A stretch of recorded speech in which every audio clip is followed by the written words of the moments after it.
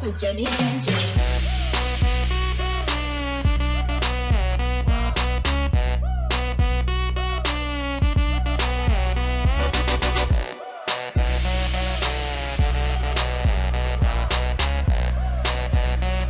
This is the Noonas Podcast with Jenny and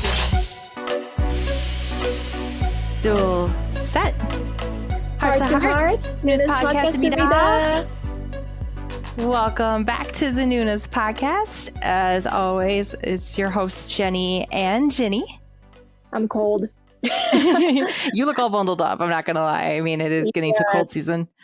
I know. I'm not going to lie. I'm freezing too. It's all of a sudden got really, really, really cold.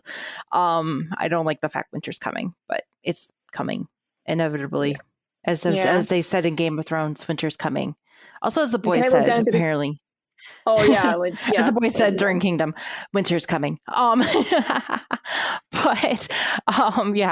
hopefully we can heat it up this week a little bit with some of our new music releases we're going to talk about, because again, I think we're running the gamut on some new music releases, and we actually have some news this week too to report on from Korea in the K-pop world. But yeah, we have a couple releases to talk about this week. Again, running the gamut from a couple K-pop groups, as well as a soloist. Everything from just regular K-pop to some ballads. So I think it'll be a fun episode today. But yeah, that was a good mix. Another good mix. It's been a really nice solid mix of music coming out as of late, which I've been really happy to been finding new stuff and discovering new stuff as of late. Yeah, same here. So, same here. At least for my part, I didn't get, the comebacks this year are just really short, so it's not that much tracks that I should listen to. So yeah. I know. Thank God, we haven't had any major albums. I think the longest one we've listened to is probably Chungha's album earlier this year. That was about an hour long, right? But I mean, that was a nice listen though, at least. So, yeah, that was at least not an enjoyable listen. It was not a chore. It was yeah, it wasn't a drag to listen through, but we'll get into those reviews here in a little bit. But we actually, like you said, we actually have some news to report on this week, and we have a couple news stories. So I guess we'll start off the show with those before we get into our reviews this week. And I guess we'll start off breaking news, because actually one did break the day before we recorded. Literally broke while we were asleep overnight here in the stateside, I guess I should say. Well, I wasn't asleep by then. Well, you weren't asleep because I know you were up listening to Maverick probably and probably freaking out. Anyway, no comment. We'll get to Maverick later. But regarding a lawsuit that soloist Kang Daniel had filed with the website DC Inside, unfortunately got basically thrown out of court by the Seoul courts this morning. I guess basically today, which is today's date, November 2nd. Would you like to explain the sure what DC Inside is? Because at first I thought does he have some kind of lawsuit against the DC state or a DC? No. DC Inside basically is an online forum site, bulletin board site, I guess similar to 4chan or 8chan. It's a lot of people who are in the K-pop world or basically in the entertainment world know it's not a really good site. There's a lot of anti stuff that's behavior and stuff that brews on that. A lot of really bad rumors definitely tend to fester on that site. It's not a really good place. And so yeah, it is a very problematic site. And so unfortunately, the lawsuit that Kang Daniel had filed back in 2019, or I don't know if he filed it back in 2019, but it was 2019 around that year. He did file in 2019. Okay, so he filed it back in 2019 while he was taking a break for some mental health. This is kind of a little bit post 101 in his career after 101 ended. And he was taking a mental health break, and there were some very malicious comments left on a bulletin board post on DC Inside. And so basically it was It was basically his lawyers asking to close down a Produce 101 season 2 community, which they call galleries on DC Inside. There are apparently, the lawyers were stating there are a lot of libelous falsehoods on that site, a lot of slanderous things on that site that were affecting him, and they wanted that taken down. And so DC Inside basically issued a rebuttal statement saying that there's no legal basis for them to shut down this gallery, and that through the monitoring of their own site, that they say they take a 24-hour approach on their sites to if any like malicious or any like very slanderous topics or any kind of slanderous posts, and then they will delete those posts, and then they will take action on those posts. And according to them, the things on those posts were not slanderous enough, apparently, for them to take down. So there's just back and forth. And unfortunately, the lawsuit that Kang Daniel and his lawyers filed, he lost today in Seoul Metropolitan District Court, or Seoul Central District Court, I should say. Because the court cited excessive interference with expressions posted on the internet can dampen the freedom of expression. That's basically what the courts were saying. They were basically saying, like, we can't overly police, I guess is what I'm kind of insinuating is what the courts were kind of with the ruling. It seems like that you can't overly police on the internet what people say, although we're not China. We're not China. We're trying to, like, you know, I guess have a police state of what people say on the internet, but we've seen what people say on the internet. And I mean, when it comes to the K-pop world, there's a lot of very malicious content out there on the daily. Regarding idols, like it's ridiculous the amount of hate and slanderous things that are posted out there. I guess slanderous. It'd be slanderous because it's actually written, because if it's liable, actually be libelous in this case because it's written. Slanderous if you say it. It's libelous if you write it down. And so, but basically, yeah, they're saying DC Inside basically manages the space enough to the point that it's okay. And so yeah, slandering people or, you know, like insulting them is totally okay unless something, you know, really bad happens to the idols, and then we probably need to do something about it, like when it's too late. Yeah. I think someone on Reddit put it the best way. It said this was a win for aunties today. Which honestly, yeah. I mean, I think it was a long shot, honestly, for him to win this case. But I think I think he was trying to do something to hopefully set a precedence and to hopefully protect some of the freedoms of idols and people in the entertainment industry, because we've seen it, especially as of late, and especially as recently as this year alone, it's just gotten worse in terms of the content and the things that have been out there and that have been said on, whether it's on Twitter or whether it's been said on other forums, whether it's been on other Reddit threads. And I'm just saying this as a Western viewer into K-pop, but like, so I'm not even talking about going on to like DC Inside or the other like forum sites that Koreans use, because there's a couple other Korean forum sites that people use that are still pretty notorious for having some pretty malicious content in terms of like anti-posts.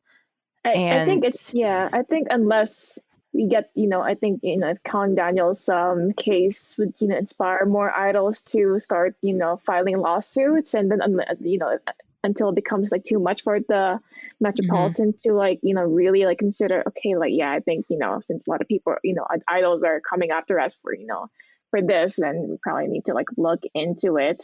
And or unless, well, we, you know, either someone, you know, something bad happens to another idol again, or either like a big group, like either probably BTS, or, you know, if someone like really slanders like one of the members from BTS, which is kind of Mhm. a really ballsy thing to do. But if someone Yeah. from BTS would probably do that, then they probably like, oh shit, like the big top dog Right. is like, I mean, I know there's probably been smaller lawsuits where like bigger companies like JYP and Big Hit or Hype have gone after like posts where there have been like very slanderous things said against their artists.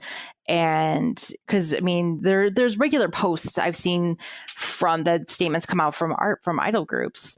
Hell, ATEEZ just had to put out a post last week. Well, this was after just it was found that there was a tracking device put yeah, on one of the their members cars. on the members' cars.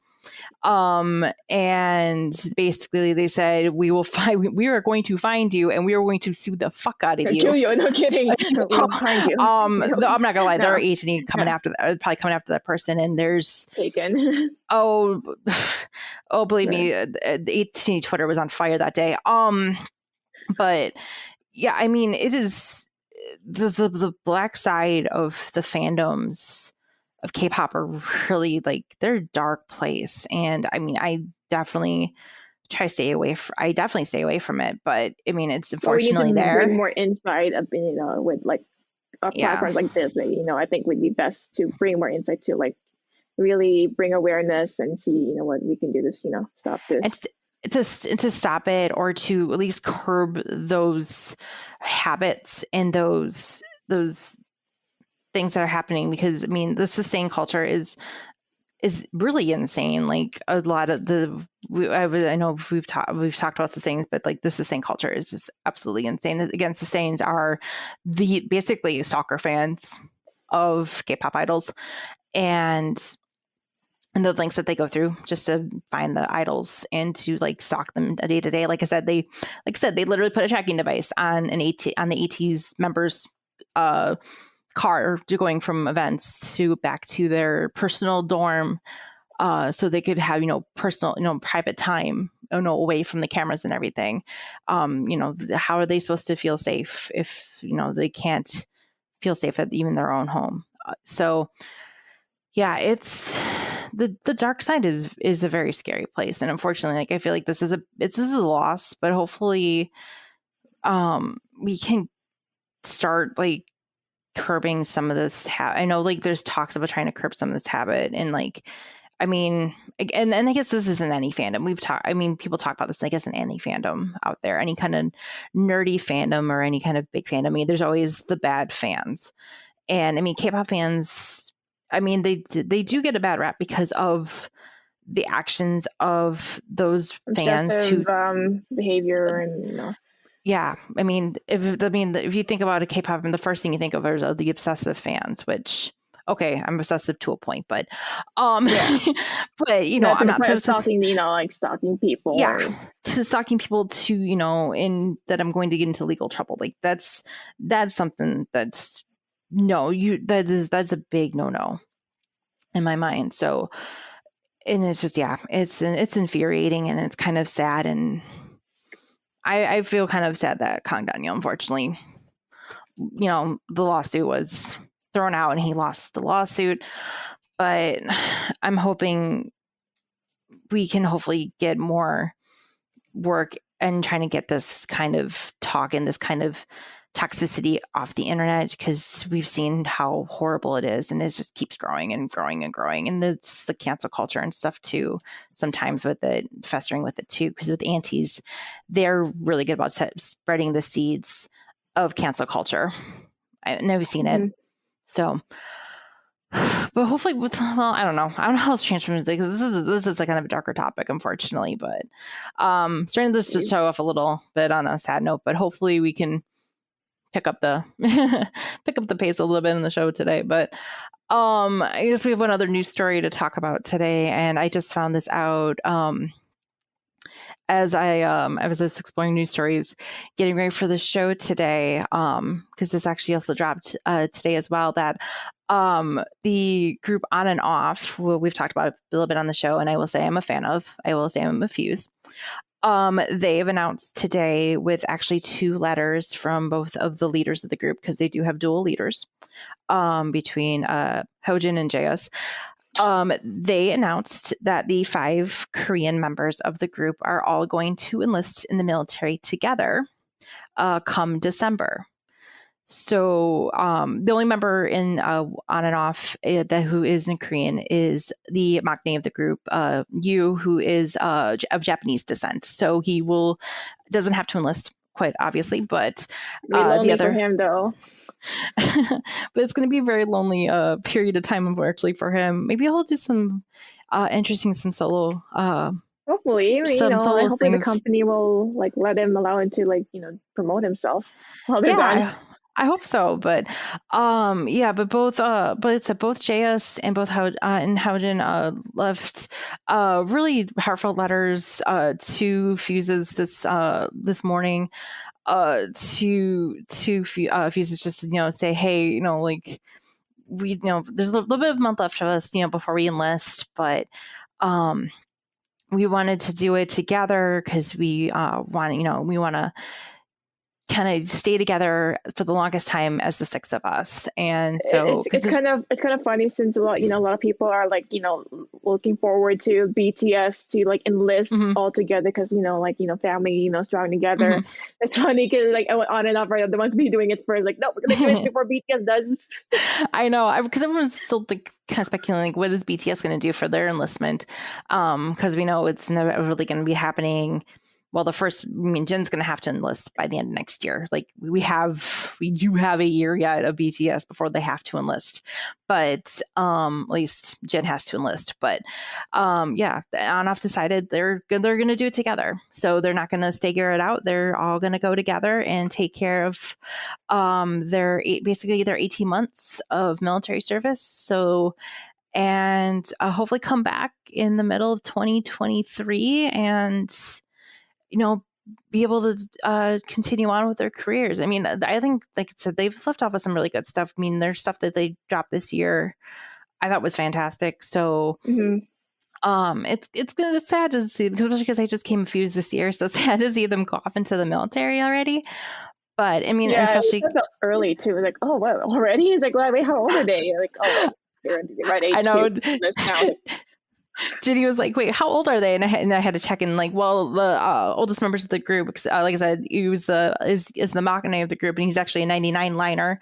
The other fairly new as a group too, because like they debuted like a couple of years ago, or like 2017. Years? 2017. Yeah. So still fairly 4 years or so. But yeah, I mean, the other 5 members are born either 94 or 95. So they're right around that age where they have to enlist. They're kind of getting close to where they have to enlist. So, but yeah, I mean, I say good on them. It's an important decision I know they had to make. And I applaud them for doing it. And yeah, I'm going to miss them because they have some very, very chaotic energy.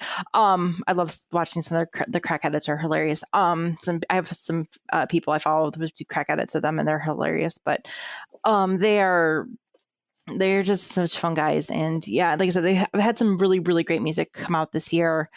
And yeah, it'll be really nice.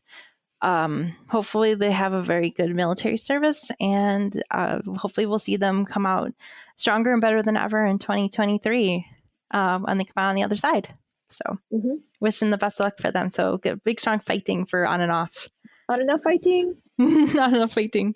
So with that, I think we're going to get on to our music reviews for the week. And I guess we're go right in from, I guess, a group that's been around for a while to a rookie group that just literally debuted back in June.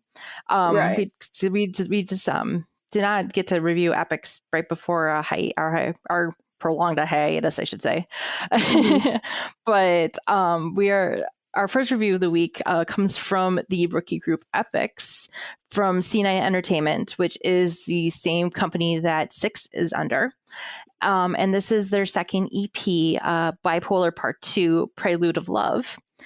And Epex is an 8-member group, again, under C9 Entertainment. And like I said, they just debuted back in June. They're like the younger brothers of Six or CIX. And I mean, compared to what we had in Bipolar Part 1, Prelude of Anxiety, which was their debut album. This is very different from Prelude of Anxiety. This is a very bright, fresher concept, which I was very surprised. Which it kind of makes sense though, because if you listen to their first their debut mini album, which is called Bipolar, Prelude Part 1, Prelude of Anxiety, they have like more of like a really edgy, anxiety filled tone to their first album. Like it's like more hip hop, but it's have like a more darker tone. It has like a really negative, like really critical and almost like a cynical outlook of like life, because if you like listen to the words or like check the lyrics of their debut song Lockdown, it like talks about like society or societal norms and like the things like people do for social media, that kind of like criticisms. It's very very insightful for them to like start out as. And for their second comeback, it's like a more like a positive outlook on life. It has like looks at everything in a more like brighter view. And it makes sense with the concept that they're doing with the bipolar concept too. Like makes a lot of sense. So I'm not mad or anything or no, like that. I'm not. I was, like I said, I was very surprised, and they can pull off both concepts. Honestly, they can pull off both. Like I said, that more like kind of angsty. I don't guess angsty. I don't think angsty is the right word, but that edgier, because it's very much like really Lockdown sharp, was like really very sharp and like very like sharp. Yeah, because Bipolar Part 1 was with Lockdown. It was very hip. It's very hip hop driven, and it's very very edgy and very in your face. Whereas the single off of Bipolar Part 2, Prelude of Love, Do For Me, it's very bright and it's very poppy. It's more funk, like funk infused type of K-pop. Yeah, or neo disco in a sense. Yeah, it sounded very much like a Dua Lipa song.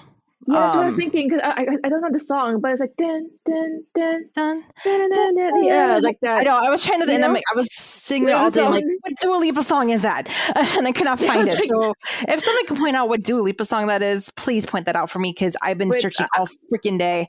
I feel ashamed, because like I know like Dua Lipa is like really inspired by a lot of like retro type of like music. I could have like really listened to her more. Yeah. But it's I mean, I like this like little retro, and it felt very fun and flirty. I mean, it's kind of playing again with the love. Like cause I'm not gonna lie, the first line kind of deal with the cat. I'm not gonna lie, I got flashbacks to Tomorrow by Together's Cat and Dog. Yeah, I know. I was getting flashbacks to that track. Wanna be a dog? I'm seriously, if I end up at a K-pop night and that song's not playing and everyone's not barking, then there's no K-pop fans there. Just pointing that out. I really hope that when you get to Austin, or when you get to the K-pop like event bar, they play that shit. Or no, request them to play that shit, and then everyone's gonna start barking. Yeah, then I have people looking at me and be like, yeah, I'm like, I'm that weird person. Yep, that's me. Anyway, but yeah, I mean, it's just really fun, like seeing the kind of play with that. Like really just like this, just fun.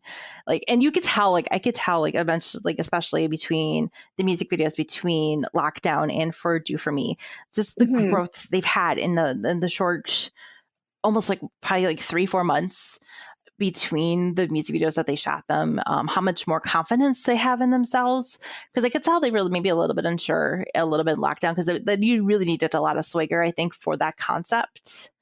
And I think they felt a little unsure and stuff a little bit.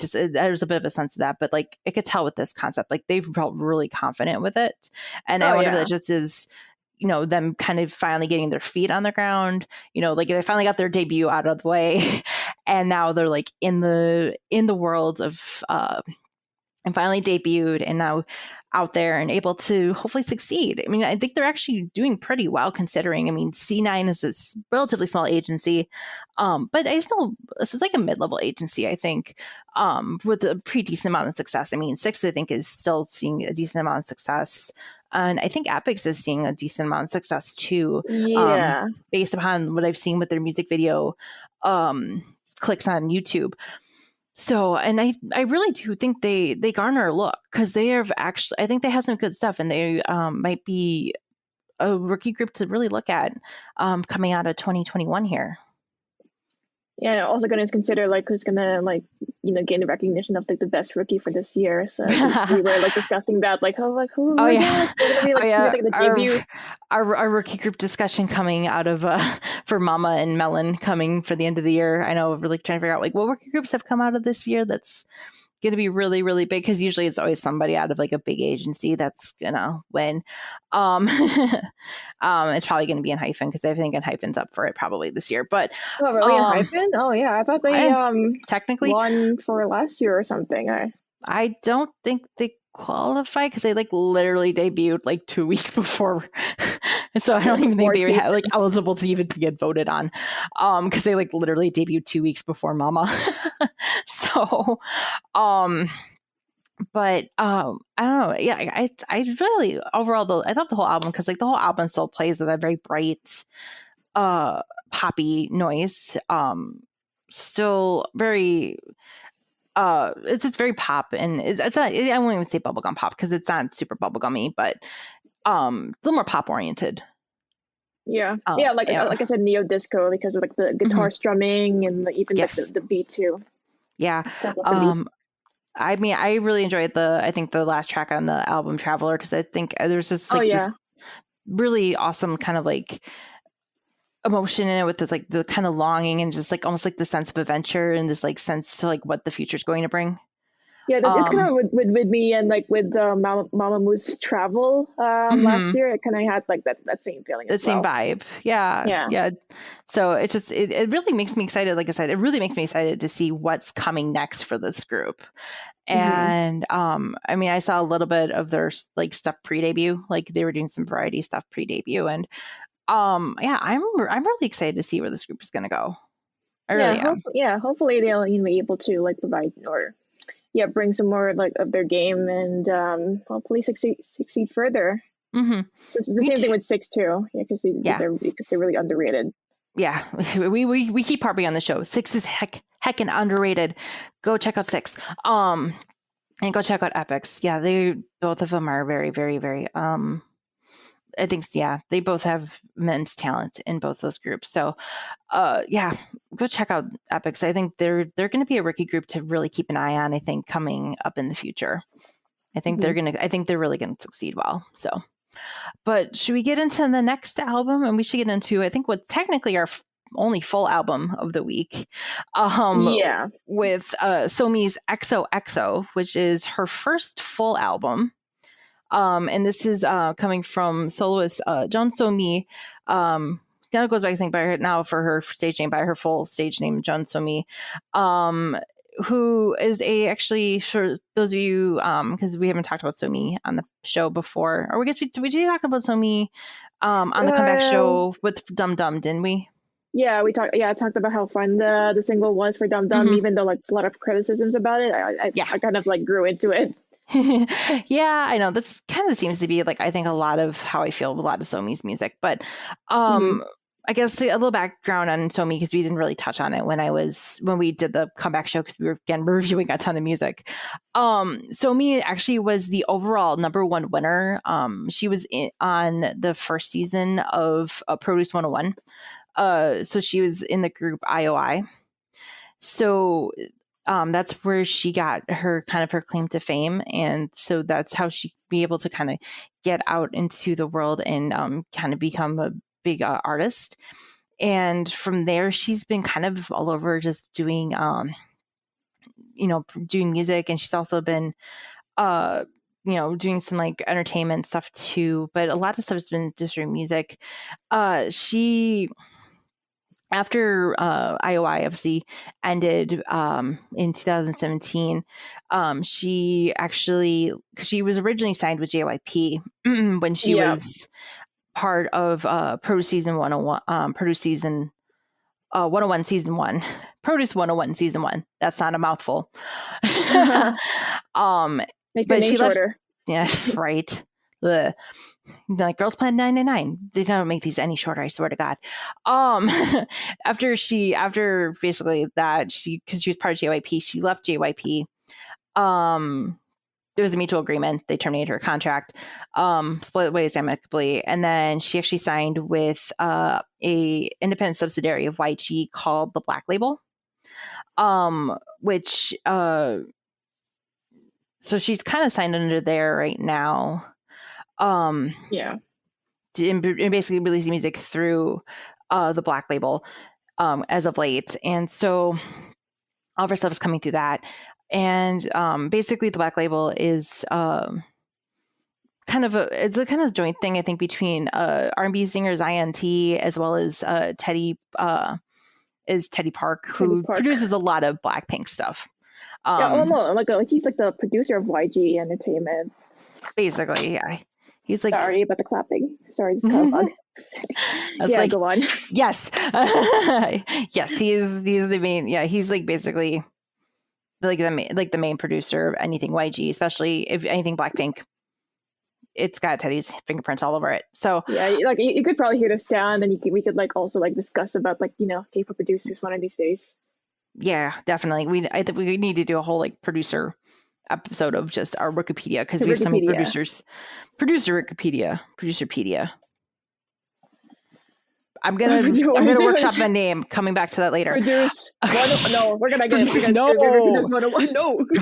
no, I'm not getting sued by Mnet. No. But yeah, it's just a little history on Somi. So she's been doing some solo work and stuff as now. So she's been kind of releasing some like one-off singles like since 2019 and 2020 and obviously Dum Dum in 2021. And so now she's releasing this album XOXO, which is her first full album.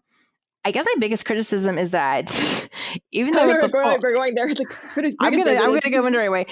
It's a full album. Half of the songs of the album she's previously released.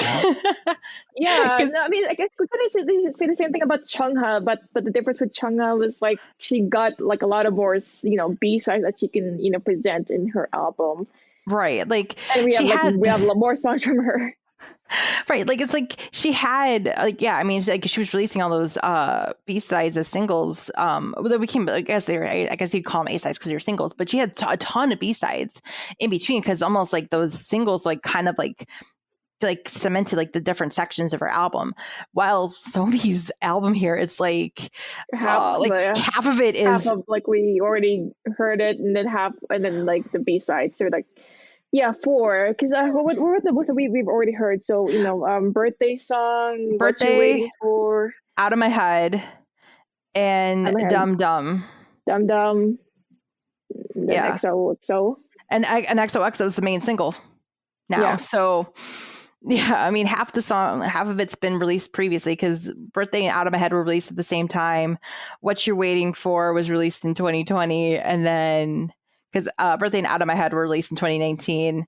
What You Waiting For was 2020, and then Dum Dum was earlier here in 2021. So, I mean, minor gripe? Question mark. Considering you're going to call it an album and it's just half new music coming out of it. So, I'm just. I guess a little disappointed in that. Yeah. But other than that, like, what do you think about her like the main single and like the rest of her her songs that we haven't listened to it yet? Because I think she has like a certain like type of music that that I can really describe it as. Mm-hmm. Yeah, I think it's really. Sorry, go ahead. You can go. No, go. You go ahead. Okay, I mean, it feels like really like those top 40 pop songs. I don't really I'm not into listening in that much, and then it feels also like a bit of a tinge of the Disney Channel music. You're being very Disney Channel, like teen music, kind of like pop music. Even like the lyrics too, it feels really like simple, like and like talked about like love, breakup, and revenge, fantasy, especially with the XOXO music video. If you guys watch it, Yeah. I'm not gonna lie. I'm getting the same vibes. It all kind of comes off for me very like generic pop star, Yeah. to me. Especially like the B-sides, the new B-sides in here, like Anymore and Watermelon. Like Anymore is a complete English track. It's a generic heartbreak song to me. It's just the generic, like, generic lyrics, generic heartbreak song. Like anybody could sing it, honestly. um Watermelon kind of was, again, felt very, very generic. Yeah, XOXO felt, as for the single itself, XOXO, um it felt like a Blackpink song, but you made it very generic. Hmm. Because it really felt like they were really trying to emulate Blackpink, but they like really dumbed it down. Oh And yeah, almost. Yeah, I didn't realize like has a bit of a Blackpink element into it until now. It's like, yeah, it feels a bit Blackpink, but yeah, not like as like really catchy or very like if it's by Lisa, like people would probably eat it up, or like a Rose, but right. Yeah, I mean, because like you could tell like they're kind of emulating it a little bit, like kind of like that spoken word thing in the pre-chorus before the second time they do the chorus in the second verse. Like that totally like reminded me of like them trying to emulate something from like Jennie from Blackpink, and I'm like, mhm. yeah, you're all trying to like make this sound like something like Blackpink would do, but it doesn't come off like Blackpink. It just comes off hella generic in my Yeah. mind. So it just felt so bland to me. You know what I mean? As for something like where we like, as much as I guess love K-pop, yeah, this just over across the board just felt so generic. Like, I mean, I'm not gonna lie, my favorite song is "What You Waiting For," which is her song that came out in 2020. That's been my favorite song. Even I guess Out of My Head too, which is a close second. That was like her, first solo release track back in 2019. Yeah, plus the music arrangement of some of the songs, especially with the birthday song, it feels very off-putting to me, and that like Mhm. it feels very clunky in a way. It's like, oh, okay, like it kind of feels like I'm not in for the ride. Like, it feels really bumpy. Yeah, it's very much. Birthday has never grown on me as long as that's been out since 2019. Yeah, It's very jarring at the production. It's very clunky. you're not invited or something. You're not invited. Oops, you're It's not your invited. birthday, You're not invited. Oops. It's weird with this like weird like poppy bubble poppy thing in the background, and then the song itself just abruptly ends, and you're just like, oh wait, it's done. Oh, oh. And it's just like, okay, that was a song. Like, I never really liked Birthday. Like, when she released Birthday and Out of My Head, I loved Out of My Head way more. But yeah, I mean, when her best stuff is the stuff she's previously released like over a year or 2 years ago, and nothing like now is good. I'm just kind of sitting here like, do we have to go back to the drawing board a little bit, maybe? Yeah. Like a lot of her songs, I feel bad too because I don't know if she produced like her songs or wrote some of the music herself, but hopefully, or wish I could like support better from my Canadian brethren because she is, from Canada too. Is she? Yeah. Yeah. I'm looking into it, and it looks like, I mean, Teddy's all over this with the lyrics. Seriously, Teddy? Yeah, he's all over it. The only one he doesn't um the one he doesn't have any lyric writing credits on are Anymore, Watermelon, and Out of My Head. So, but yeah, I mean, he's kind of basically the main lyric writer on the rest of it. So with some other stuff. Yeah, and a lot of people are getting tired too with Teddy now because I think there's like some criticisms with Lisa's Money. Mm-hmm. And plus like it's really predictable, with Teddy's production. Like they kind of felt like they need something more different with Blackpink and Lisa. Yeah, I mean, Yeah, it's like he's kind of like, I think, kind of fallen on this thing where it's very predictable, like what style he's gonna do when Yeah. when it's a Teddy produced song. You know what it's going to sound like, and it's like you're not expecting anything new or anything different. Whereas when you get something where it's, you know, JYP or Hitman Bang or Eden, or I'm trying to come up with some other, or, you know, even Boomzoo or any of the other producers we talked about on the show, like we can at least expect something different. Like they at least are playing with different genres, or they're playing with different beats. They're always innovating, or always, you know, experimenting with different things, and trying to always kind of, whether they're staying on trend, whether they're trying to find a different trend, whether it works or not, to, you know, that's another argument to be made. But you know, at least they're out there and trying to try new things. And yeah, Teddy's just kind of like in the one lane. Yeah. So yeah, I don't know, because like, yeah, I mean, kind of felt like, I mean, as much as I like Lisa's stuff, yeah, it was very predictably Teddy, unfortunately. Yeah, and plus like the lyrics too is so like not like really like, you know, giving me a lot of like insight, or like it's like so simple. It's like yeah, I mean you could do better. It's like the twerking, yeah. I know, it's like, Lisa, we know you could do better. So I know, yeah, it's I don't know, YG. Ugh, Yeah, that's Teddy. why I'm not really. I don't really get like that much into YG. Like there's some like stuff from Blackpink I like man, nice. Like it sounds badass, but you know, other than that, you know, I'd rather listen to other like, you know, labels. Yeah, me too. I'm the same way. I mean, I still give Icon a good fair shake though, because I think Icon stuff is still pretty good. But there's still a lot of stuff from IG that they still have some issues on, because I think they're still riding a little bit on their glory days back in their early to mid aughts, early to mid 2010s. I think their glory days, and they're not quite there anymore. So unfortunately, but and other agencies have kind of taken over the reins of leading the charge here. So. But yeah, I don't know. Overall, just yeah, I'm just kind of overwhelmingly just meh on the album.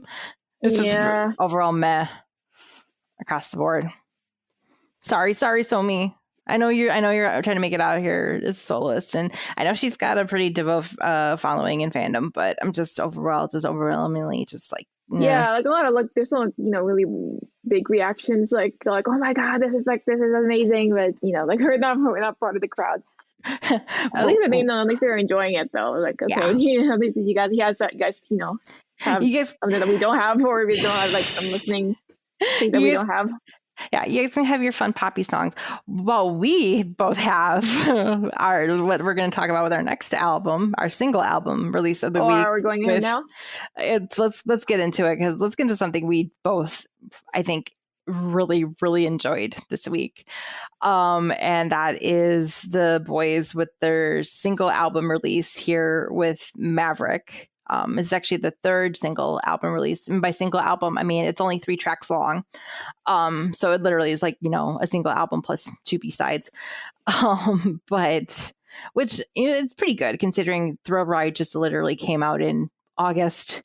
So, you know, it is like a different style with the Boyz too, because like I've never heard like anything that's really like bright and, you know, like bright and very upbeat from the Boyz, like with the Thrill Ride.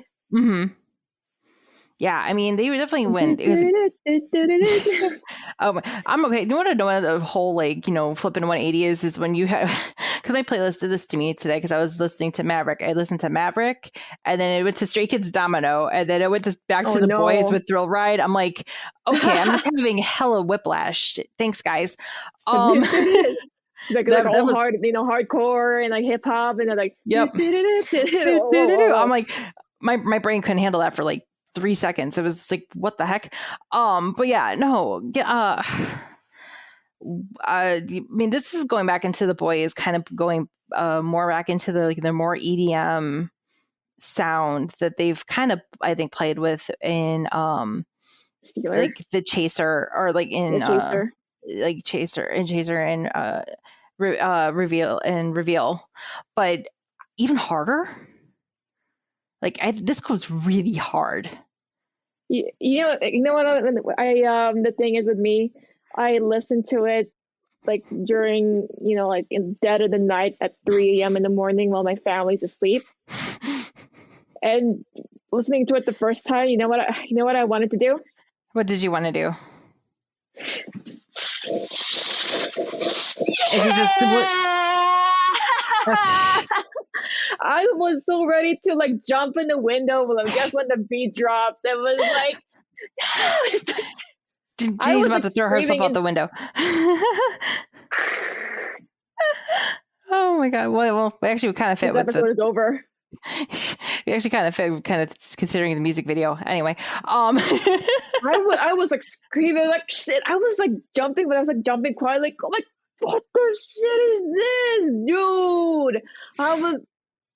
And yeah, like how Cedric was like, oh, like you guys are like, looking at the boys again. Like, no, it's not just the looks. The beat goes hard. The beat goes so hard. It was not just them looking at them because I'm not gonna lie. Music video is basically a combination. I'm not gonna lie. Squid Games in TVA. That's all you need to know. It's more like Battle Royale, and all I could think of like the Suicide Squad because of like the necks. So I thought it was gonna blow up and blow up under like the necklace thing, and as well as what was I about to say? Yeah, it's like Suicide Squad with a bit of a heist, type of theme. Yeah, very, very much so. But yeah, it's very, very actiony. Also, if I could compare with other like previous songs, because you know me, yes. Like my taste, like I really love like hype music, like a lot of hip hop hype music, and I think months ago I was the one who was like into Gravity's My Turn, because like their chorus like really gets you like going, like really gets you like wanted to do something, like run or like do something active. Yeah. And it was, and then months after that, it was Epex's Lockdown. It kind of has like a similar like beat drop, and then they all like freaking chant at the the chorus and the rap. Oh shit, another bug. These bugs won't leave her alone. I know, we have so many fruit flies in our house. I don't know why, but yeah, even like the Apex's Lockdown had like that kind of like the rap chant at the chorus and even the beat drop. And I think with Gravity's My Turn plus Apex's Lockdown, it equals to the Boyz. I think this is like the one that I was like really waiting for. It really has like a good mix of like the musical arrangements of like like the calm before the storm, and it really delivered, and it has like a good like balance of like the soft side of like the bridge, and then like back to the the hardcore chorus. It's like wow. I was blown away. I know, I was blown away too. Like it's just that beat, the bass beat in there, the EDM bass beat throughout is just like it from the get-go really just grabs onto you and it doesn't let go, and it builds. It really gets you to it really gets you to like do something. It's like it makes you want to fight someone, like literally, or I'm like not gonna do some like. Or what are you? I was gonna say no. This went immediately on my workout list because this is like some hype ass music. I want to go fight somebody. Yeah, even it feels really adventurous too, because like some of like the how it's produced, or like the key when at the post chorus, it feels like really adventurous, like something like you can hear from like movie trailers, especially with superhero trailers. That's something I imagine like that would like fit right in. Oh yeah, I could totally see this like in a action movie trailer or like a superhero movie trailer. Like it would totally work. Like that's the key this is in with everything. It would fit so well into it. I can kind of see this also not working for me because I did actually have a friend who did not like this, and I was like, what? I know. What? I was. Where is she? Jenny's about to throw hands. No. And I could see a little bit because it does play a little bit of the repetitious sound. Like it didn't throw right, but like I said, this work, the arrangement on this is so good. I think the arrangement on this is super, super, super tight and super good. And like the drop at the chorus is super, super good. That EDM drop. And it's, I am floored by this. And it's such a really good song. And like, this is why I like the Boyz so much. I think this is why a minor boy, I guess. W. I guess, but yeah, I mean, Yeah, I was like, I kind of clown myself because I was like, wasn't really into like, wasn't really looking forward to like the Boyz comeback. When he told mhm, me, it's like, oh, like they're probably gonna go back with like their roots of like their style. mhm, But even though when he like told me it's like, oh, it's gonna be like 3 songs, I was like, okay, at least I'll just like get this over with. mhm. I was dead wrong. I like yeah, like when like the chorus hit, like the whoo, and I'm like, Yeah. Jesus, that was they're where I was. stunned. It's like shock Pikachu. I slept at 5. I slept at 5. Like wasn't able to get enough sleep. Yeah, I'm not gonna lie. The after it dropped, it came out on the 1st of November. It's been stuck in my head since it came out on the 1st of November. It Oh, will it's probably gonna be be stuck in my head for this week. I all really week. hope like when no, you're gonna be gone though. Oh, you're gonna be gone like for the weekend. But like if we're gonna like be sharing music and all that, or like we're just gonna be listening to music for a bit in our chats, I wanted to play that song. Oh, please do. Please haunt people with that all weekend for me, please. I'm gonna be haunting people all weekend and when I'm on vacation with it, so don't worry. Nice, good, good. 'Cause, I guess yes. Because it is so good. It's me just blasting Maverick all through our vacation house all weekend. I apologize for all the people going on vacation me in advance. You're welcome. We're gonna have to get like a lot of like 10 people for us to like do like the dance and all that.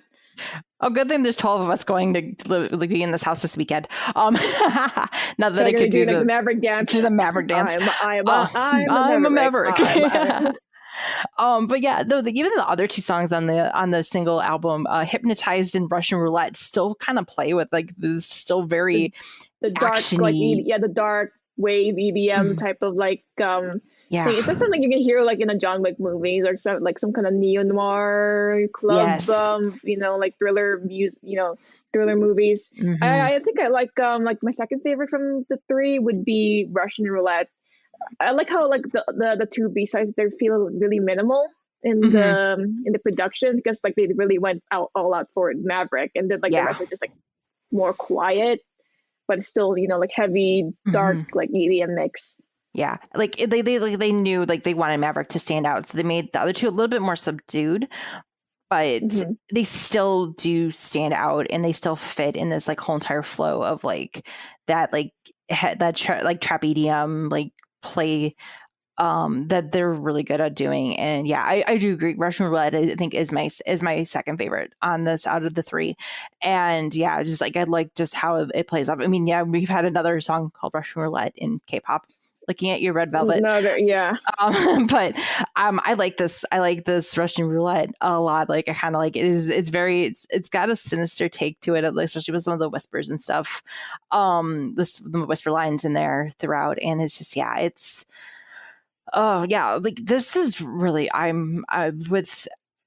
mean, as much as Thrill Ride took a little bit to grow on me, like Maverick just grabbed me and just like, grabbed me by the hair and ripped me into that building to fight for my life, basically. So, yeah, I really, really, really enjoyed Maverick. Like the Boyz are trying to claw their way and getting onto my 4th gen like alt list here, apparently with Stray Kids and ATs and Tomorrow by Together, apparently. So and then Hyphen. So they're clawing their way. They're trying to get back up there. So I think there's gonna be like one of my favorite the Boyz song. I think it's like up there. Yeah, I agree. I think this is definitely up there in terms of my favorite songs of theirs, period. So this is I check it out. Check out the music video. Highly, highly recommend it. And this might be my pick of the week. About everything we've had this week, because it's overall a really good listen, and it's a really good quick listen, 10 minutes, because it's just a single album, but it's so good. And again, I'm gonna have Maverick stuck in my head all week. So which is fine. It's totally fine. Gian's gonna haunt me all week. That's fine. Oh no, he already haunted me with You Should See Me in the Crown dance cover. That was so fantastic. But yeah, no, and then shout out the music video with Gian at the end. Just oh god. Oh, okay. Anyway, it was just yeah, overall, just really good music video. I really like Maverick. I'm sorry. Blew my expectations. Yeah, really did. Like, and yeah, just so good. But let's move on to our final review of the week. I listened to right after Maverick. So I think I felt like I was like listening like maybe I should have like listened to this before Maverick. Like no, I think that this is a great way for me to like calm my ass down. This way for me to go to bed. Yeah, go to bed. Like they're like, go to bed. This is sweet child. Sweet summer child, go to bed. And what we're talking about the second generation group 2AM with their first release. Oh yeah, the long time release. They're the brother group of 2PM. Yeah, 2PM who had a release back in July, end of June, July. During our hiatus. Yeah, but now back from their prolonged hiatus, they have not released music since 2014. And this is their first new music since then. And they've kind of had a very interesting history because they've kind of all bounced around between agencies since they left JYP. I think they're all signed under different agencies and stuff now. I mean, heck, I think they were under Big Hit for a little bit too, and then they left Big Hit, and now they're under different agencies. Yeah, they have a very interesting because basically, I guess for the history for people for 2AM, I mean, they've been around since 2008. So, like I said, we're talking old school, like old people. No, we're talking old school. Joe Kwan's gonna kill me if he heard that. Joe Kwan might smack you. He smack your heel with his heels. He had kick you with the heel. But it was it was basically 2AM and 2PM were basically split up from a group that was named One Day. And so this is the 4-member subgroup that came from that. And they were basically like the progenitor Ballad group. Like this is the Ballad group before B2B. Yeah, we wouldn't have B2B, I think, if we didn't have 2AM. Because I can kind of see where where B2B kind of got some of their stuff from 2AM here. And definitely. And so, like I said, 2AM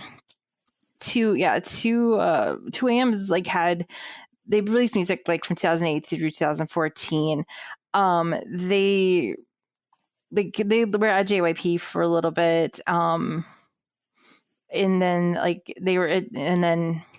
it's like they were kind of back and forth because they went to JYP and then I think they went to Big Hit, or I think they stayed at JYP. I'm not 100% sure. I know because Joe Kwan, I think his history, because I think he tried to audition with JYP, and I think he went with, I know he went to Big Hit too. Mm-hmm. And I know he had the song together with J-Hope before he debuted. Yeah, that's right. Okay, because that's right, because 3 of them went to Big Hit, because for those of you who don't know, Hitman Bang used to work with JYP. Park Jin-young. Back in the day, that's actually how he got started in the industry. And when he left JYP to go start his own agency, which became Big Hit, and now the monstrous thing that is now Hybe, monstrous entity that is Hybe. Meta, no kidding. No, they're not Facebook. Don't come after me, Hybe. He had a couple people leave with him, and that was a good chunk of 2AM, and there was actually 3 of the 4 members. I think it was Sulong, Jo Kwan, and Jinwoon. And then at that point, after their contracts expired, like around 2013, 2014, they went back to JYP, but then they signed very short contracts, and I think they all left JYP before it was by the end. It was by 2017. They were all gone from JYP basically. But they said they weren't disbanding. They said they were not disbanding, that they had clauses in their contract saying that 2AM could promote it in the future as 2AM. So, but they were no longer JYP, and so they all kind of went off and did their own things for a while. They were they did all their military service. I know Jo Kwan did musicals for a long time. Everybody was doing a lot of different things. I think Chamin did a lot of acting. There's just so many different things they all did. And when it was finally announced in 2021 that that they were going to release new music this year. And for people, like I said, so it has been a long 7 years since they've released music. And so with that, they've released new music. And what's actually kind of special with this new album, which is their 4th mini album technically, with what was the title of the 4th Ballad, album here? Ballad 21. Ballad 21. What's the F/W? I'm not sure what the F/W is, what the meaning of that is, but I know that with them, they actually did work for the 2, because they had released 2 title tracks for this album between Should Have Known and No Good and Goodbye. Mm-hmm. And they actually decided to work with Hitman Bang and JYP. Oh, that's why I keep seeing like videos about them. I only saw like a video with the group and JYP only. Yeah, like with the Hitman Bang. No, but yeah, no. Should Have Known was produced by Hitman Bang. Nice. And No Good and Goodbye was produced by JYP. So kind of going back to their roots when they originally started, because again, that's who they worked with when they originally started back at JYP back in their heyday. And so, and you can kind of tell, because I mean, both songs are very, very different. And I love the fact too that the music videos too are kind of tied in. It's a whole storyline, and their music videos tell a story, and they actually have actually 2 actors, and actually, well, one of the actors is actually a member of 2PM, Junho, and the actress Kim So-hoon, in this like very interesting like very love story. Like it's 2 different sides of a love story. And like the breakup, it's not linear, right? Or is it like kind of different like parts of like their relationship? It's not really super linear, but basically like it's 2 different sides. It's like Should Have Known, I think it's from her side. It's from So-hoon's side, and then No Good and Goodbye is from Junho's side. Oh yeah, I can see that, because I don't know like what. Because they couldn't put any subtitles, so I don't know what the heck's happening. Thankfully, somebody in the comments translated it. I found today. I couldn't see the comments though. There's like no one was helping me. No one's. Yeah, you have to scroll down. Somebody actually had translated it in the subtitles. Like they had broken up, it almost seemed like it was like they wanted to break up, but then like it was like almost like a regretful breakup. Like they didn't want to. Like they realized at the end. That's like what I was at the end of the first music video and of Should Have Known was them breaking up. It was her saying we should break up, and then at the end okay, because I think No Good and Goodbye was like the part where like in the rain and like in the rain, and like it was like we should break up. I think that's like. I think it's not linear. I think it's basically. I'm trying to think how it's very confusing. Yeah, I'm not sure if it's linear or not. Like at the end of her side, like, cause I was like, it's like a happy ending. Are they back together? And then when I went to like his perspective, like, wait, did we break up? Like, what's going on? Because at the end of his side, she's like, we should break up. Like we should separate, and then he's like, are you sure? And like all this stuff. But then as she walks away, he's like. Shit. I'm glad she said. I'm glad. No, she's saying. I'm glad she said we should break up. Like he almost wanted to do. Like he wanted to do it, but he couldn't say the words. And she's the one who initiated the breakup. Whereas in the first music video for Should Have Known, like she's like, I missed you. Like I missed you. I want to. Just like I want. I want to be back together. So it's almost like I don't know if it's like. Yeah, I don't know which came in first and which came in last. It's just, or if it's just.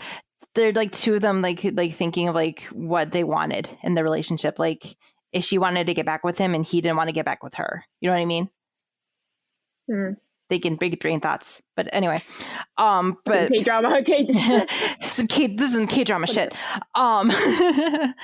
I mean, they're beautifully acted. I'm not even gonna lie. They're beautifully acted, and plus it doesn't accented with like the beautiful voices with like 2AM members. I think they split 2, like with like 2 singers in this song and the 2 singers in like, the other song. Yeah, I mean, it is overall, like, you can tell why 2AM is like the progenitor ballad group. Like, they have some stunning vocals. Like, I was always a joke on, like, because I've seen his like solo work. Oh yeah. I've seen like his do like more like his, because he's definitely had more like clubbier stuff. Heck, I mean, I've seen the thing he did that was like pre-release BTS, because it has pre-debut J-Hope on it, which Yeah, the animal. Animal, which that's a Which club banger. which if I may like sidetrack, Sidetrack. because I before we started the podcast, Mhm. and I made up this playlist for Pride Month. Mhm. So I like came up with like songs that really fits for the Pride Month, and let's very like pro LGBT, and I included Jo Kwon's Animal in my playlist. Mhm. Mind you, I never tagged himself. I just hashtagged his name, Jo Kwon. Mhm. And then right after that, when I posted it, I saw, and he actually liked my post. I was like, oh, Really? I will show you. Like, I'm gonna put like the slide, You with. you I better still put kept this. I kept the form of momentum as Oh my proof god, that this is the first idol who ever liked my my stuff on Instagram. that's amazing. That's I was absolutely freaking out. amazing. Like, oh, it was like I even checked if it's like the real, like it's a verified. Like, oh shit, oh. That's amazing. Yeah, I mean, because that's like, oh my, like, if you want to go, it feels like something you can play at a gay club. I'm not even gonna lie. But Jo yeah, Kwon is a very big I don't think he ever confirmed himself as one, but he's very like very strongly he's very advocating. androgynous. Yeah. He's very Like, he very androgynous. always loves wearing heels and all that. Very I know. flamboyant nature. Which, it was kind of funny because he's like, in an interview I read, he's like, yeah, I put away the heels for this, just to kind of go back to this. I was like, he's like, I'm More like, mask. it's like, I love his advice. Like, I hung up the heels for this. I'm like, okay, you do No, you, why? hon. Why? You do you, boo. But I mean, he's been so busy too with doing musicals and stuff too, because he's in a ton of He musicals. played a drag character too. And, very beautiful too. Yeah, he's in a ton of musicals as of late. Yeah. But yeah, I mean, they have some amazing vocals through all of them. They are just very beautiful, like vocalists, all four of them. Sentimental, like really like wells up your emotions. Yeah, there's just this beautiful sentimentality and longing, and yeah, it is. There's this really gorgeous like lyricism in here, and yeah, if you're looking for another ballad group similar to B2B, I really do recommend checking out 2AM. Like, they really do have some gorgeous stuff. Everything on this album is very much in that vein. It is straight ballads across the board, but it is so beautiful. Like, I really enjoyed the B-side, Always Me.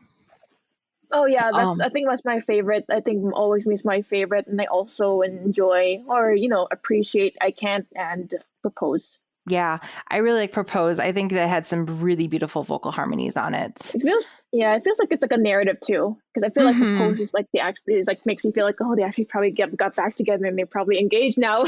Yeah, that's the thing in my head. I didn't read the lyrics, but like this is what I'm getting at. This is our headcanon. Yeah. This is our headcanon. Yeah, I mean, yeah, no, I remember, yeah, there's just so many different things. Like, you're just they're all immensely talented and stuff, and they're just, it's really happy. And like I said, I'm really happy to see, again, these older artists coming back and being able to produce more stuff, and come back out and to be able to produce more music and be back out on the spotlight and be able to produce stuff that they want to do, because they really, like, they are all very, very wonderful, talented singers. And yeah, this is quite awesome. So like I said, like, I'm also looking through Wikipedia. I'm like, I remember, I was like, where's Where did I know Chamin from? Chamin was in part of Hum with Lee Hoon, who's still signed with Big Hit Entertainment, who BTS have covered on a number of times, famously by J-Hope and Suga during one of their Festa, during during a muster. They have very famously covered one of Ham's songs.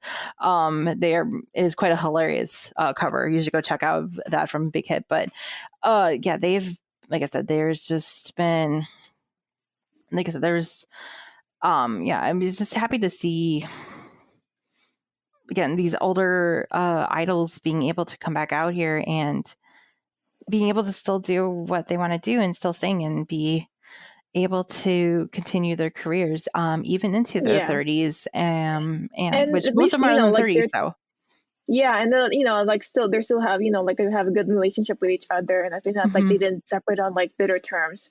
I like how they're like some companies allow them to like get these groups back together and to do like this special project. That's why I'm that this kinds of like with JYP and how they allow their former groups to still continue to promote together. It gives me a lot of hope with GOT7 when they yeah, come back together.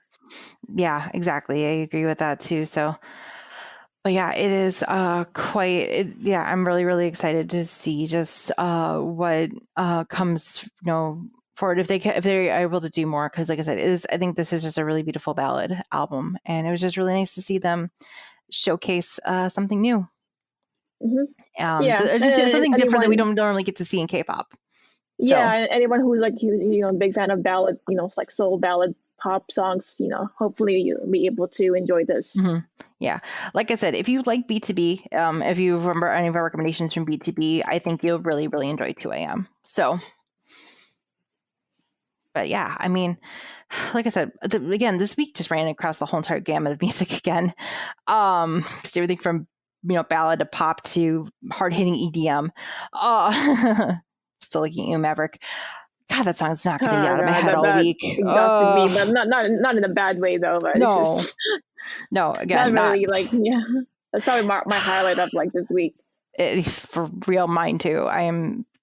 The song is so hype, but yeah, no, this was a good week of releases. I think, like outside of Somi, just being kind of just generic, but yeah, that's like yeah, that's maybe one major criticism of the week. But yeah, I mean, otherwise, yeah, I mean, there's always more stuff coming in the works. I know coming up, I think next week we have new music coming from the group TO1 or 2-1. How do they rename themselves now? I think it's TO1. like 2 and then with letters. Letters and numbers. That's like well, because it used to be letters and numbers. Well, because it used to be the group. They used to be known as 2, and then they had their whole contract issues with their old company, or their old like label, and then they rebranded themselves as TO1. But they're coming out with new music at the end of this week. We also have excuse me, but we also have actually also a solo release. I don't know if you heard about this, but one of the former producers at Big Hit Entertainment, Adora, is coming out with a solo, as debuting as a soloist also this week as well. So we might have to review that as well. Because I'm actually quite excited, because if you've heard any BTS songs, you've heard her voice on the backtracks of many songs. So she's got a beautiful which voice. Examples? Like which examples? My favorite example is probably in the of Suga's Seesaw from okay. Love Myself, from the Love Myself Answer album, because because she's got that beautiful, just kind of, she just pairs really well with Yoongi's voice there. Okay. We also have, I think, next week to review. I'm not sure what else we'll have coming next week. We'll have to see if there's anything else that's coming out potentially. Oh, I did also want to give a shout out to this week. I don't know if you saw the music video. If it came out through at all, of Hero with Millie. Millie's apparently a Thai rapper. She's like 18 years old, but she had apparently it had a feature with Chanbin from Stray Kids on it.